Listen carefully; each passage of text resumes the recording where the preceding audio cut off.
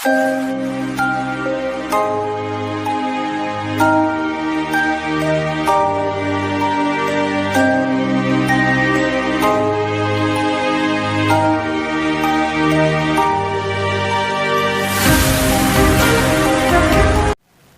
Students, my self Munni Sharma, SKG AVM online classes में आपका स्वागत है। जैसे कि अपनी ऑनलाइन क्लासेस कंटिन्यू चल रही हैं और इसमें जो 11th क्लास के वीडियोस भी अपने बन रहे हैं।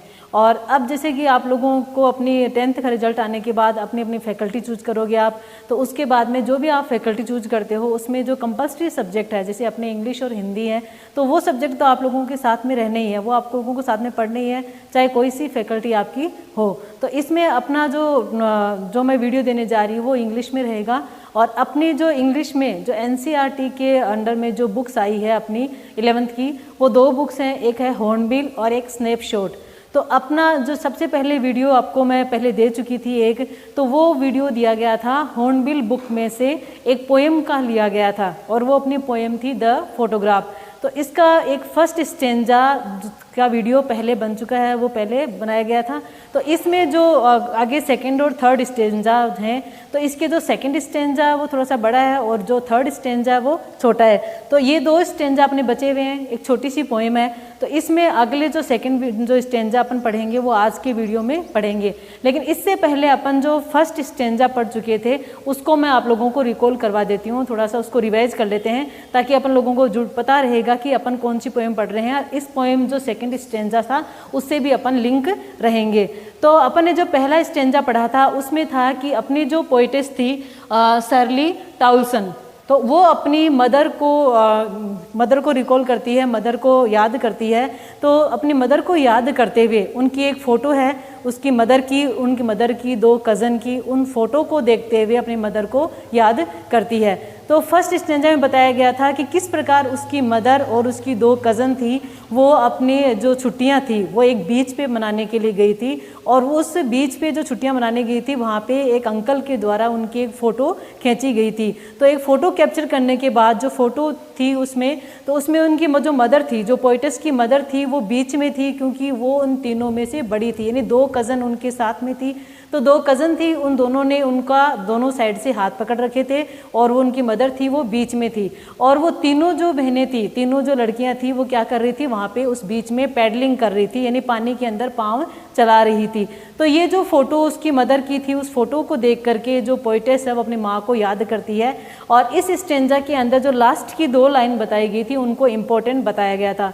क्यों बताया गया था? क्योंकि इसमें लास्ट की फर्स्ट लाइन में, लास्ट जो फर्स्ट लाइन थी उसमें ये कहा गया था कि किस प्रकार एक चीज़ को तो यहाँ पे जो है वो अनचेंजेबल बता दिया और एक को बताया गया था चेंजेबल।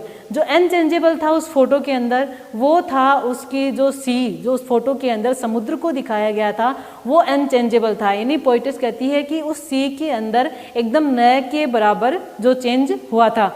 और दूसरी चीज़ थी, लास्ट वाली लाइन जो थी उसमें ये बताया गया था कि जो चेंजेबल चीज़ होती है, चेंजेबल इस पोएम के अंदर बताया गया था फीट के, यानी उसकी मदर और उनकी जो कज़न थी उनके फीट के निशान वहाँ पे जो बने हुए थे उनको चेंजेबल बता दिया था। और उनको चेंजेबल क्यों बता दिया? क्योंकि जो समुद्र के पानी के द्वारा उनके पाँव को धो दिया गया था। और दूसरा मेन समझ अपन ये भी कह सकते हैं कि जो पाँव के निशान होते हैं, जैसे कि अपन अपने जीवन में क्या एक जगह से दूसरी जगह जाते हैं तो अपन एक जगह टिक कर नहीं रहते, एक जगह अपन स्थायी नहीं रहते हैं, तो अपने पाँव भी क्या एक जगह से दूसरी जगह जाते हैं तो अपने पाँव भी चेंजेबल रहते हैं। और साथ ही इसमें एक टेरिबली वर्ड का यूज किया गया था, जो ट्रांजिट फीट थे उनको टेरिबल बताया गया था। क्यों बताया गया था? क्योंकि अपनी लाइफ में कई अप्स एंड डाउन आते हैं, यानी अपनी लाइफ में कई चेंजेस होते रहते हैं जिनकी वजह से जो पाँव के निशान थे उनको टेरिबली ट्रांजिट फीट बताया गया था। तो ये तो था अपने फर्स्ट स्टेंजा के अंदर जो मैंने आप लोगों को रिकॉल करवाया है। उसके बाद में यानी फर्स्ट स्टेंजा में तो माँ का जो सी हॉलीडेज था जो बीच पे वो मना के आई थी उसके बारे में बताया। अब सेकेंड स्टेंजा जो अपन आज पढ़ेंगे उसमें बताया गया है कि सम 20-30 ईयर्स लेटर, सम 20-30 ईयर्स लेटर मीन्स उसके बाद, यानी उसकी माँ जब वहाँ पे सी हॉलीडे मना के आई थी उसके कम से कम 20-30 साल बाद में she would laugh at the snapshot. Snapshot का मतलब यहाँ पे फोटोग्राफ के लिए है, फोटोग्राफ। तो she would laugh at the snap shot, यानी शी यहाँ पे आ गया पोइटस की मदर के लिए, जो पोइटस की मदर थी उसके लिए आया है। तो उसके यानी जो फोटो जो सी हॉलीडे वो मना के आए थे उसके कम से कम 20-30 साल बाद में शी वुड, उसकी माँ ने जब उस फोटो को देखा, यानी अपने बचपन की अपने कज़न के साथ की उस फोटो को देखा, तो वो हंसते हुए कहा सी बेटी एंड डोली। बेटी एंड डोली यहाँ पे आ गए उसकी दो कज़न जो उसकी माँ के साथ बीच पे हॉलीडेज मनाने गई थी। तो सी बेटी एंड डोली कि देखो बेटी एंड डोली, she would say and look how they यहाँ पे आ गया उनके पेरेंट्स के लिए, यानी उनकी माँ के और उनकी कज़न के जो पेरेंट्स थे उनके लिए आया दे। तो सी वुड से उसने उनको हंसते हुए कहा, उस फोटोग्राफ को देख करके हंसते हुए अपनी कज़न को कहा एंड लुक हाउ दे, कि किस प्रकार वो हमें यानी हमारे पेरेंट्स हमें dressed us for the beach, इस बीच पे आने के लिए, इस बीच पे अपनी छुट्टियां मनाने के लिए, इस बीच पे आकर के एंजॉय करने के लिए हमें किस तरीके से ड्रेस्ड करके भेजते थे, कितने अच्छे से तैयार करके भेजते थे। The C holiday was her past, यानी ये तो हो गया उसकी मदर जो याद कर रही है उस फोटो को देख करके अपने कज़न को कह रही है उसके बारे में। अब यहाँ पे द सी हॉलीडे पोइटस कह रही है कि जो सी हॉलीडे थी यानी उस बीच पे जो वो छुट्टियां मना के आई थी वॉज हर पास्ट, हर यहाँ पे हो गया पोइटस की मदर के लिए।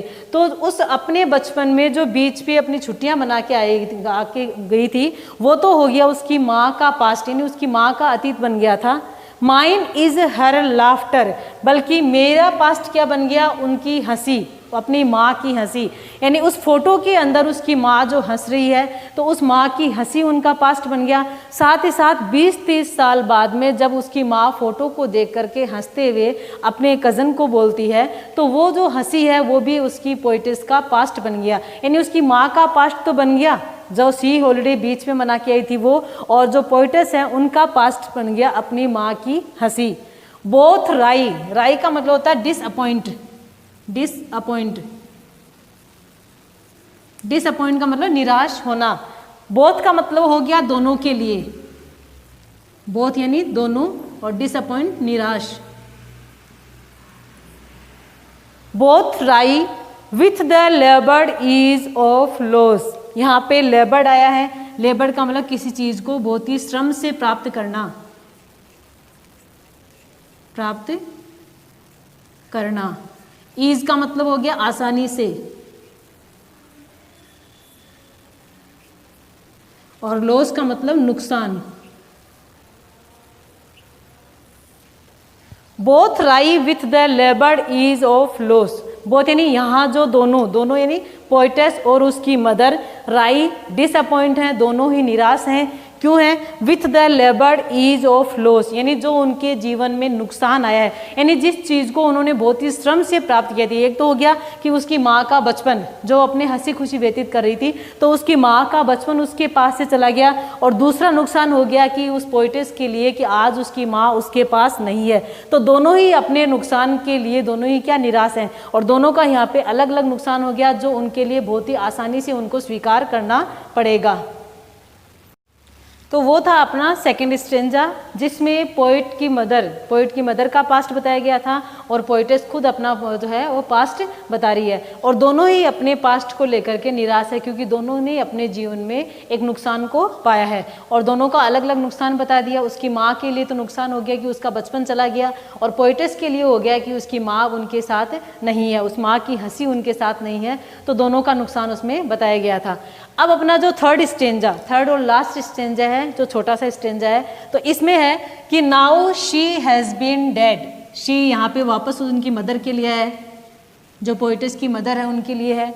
Now she has been dead nearly as many years. अब यहाँ पे जो पोइटस है वो बोलती है कि अब मेरी माँ को, यानी उनको मरे हुए काफ़ी साल हो गए हैं। अब जो नुकसान पोइटस को हुआ है वो यही है कि उनकी माँ उनके साथ नहीं है और माँ की हंसी उनके साथ नहीं है। तो अब पोइटस बोलती है कि मेरी माँ को अब मरे हुए काफ़ी साल हो गए हैं। As that girl lived, as that girl lived means हो गया कि उस लड़की के बारे में बता दिया, अपनी माँ को एक लड़की के रूप में बता दिया कि उसकी माँ को मरे हुए कितने साल हो गए, लगभग उतने ही साल जितने साल की वह उस फोटो के अंदर थी। यानी जिस फोटोग्राफ को उसकी मदर देख रही थी और मदर अपनी मेमोरीज को डेवलप कर रही थी और जिस फोटोग्राफ को पोएटस देख करके अपनी माँ को याद कर रही थी, तो उस फोटो के अंदर उसकी माँ को जितने साल का बताया गया है। तो अपन ने फर्स्ट स्टेंजा में पढ़ा था कि उसकी माँ को कम से कम उस फोटोग्राफ में 12 साल का बताया गया था लगभग। तो वो पोएटस बोल रही है कि अब मेरी माँ को मरे हुए लगभग 12 साल हो गए हैं। एंड ऑफ दिस सर्कमस्टांस, और इस परिस्थितियां, सर्कमस्टांस मीन्स परिस्थितियों,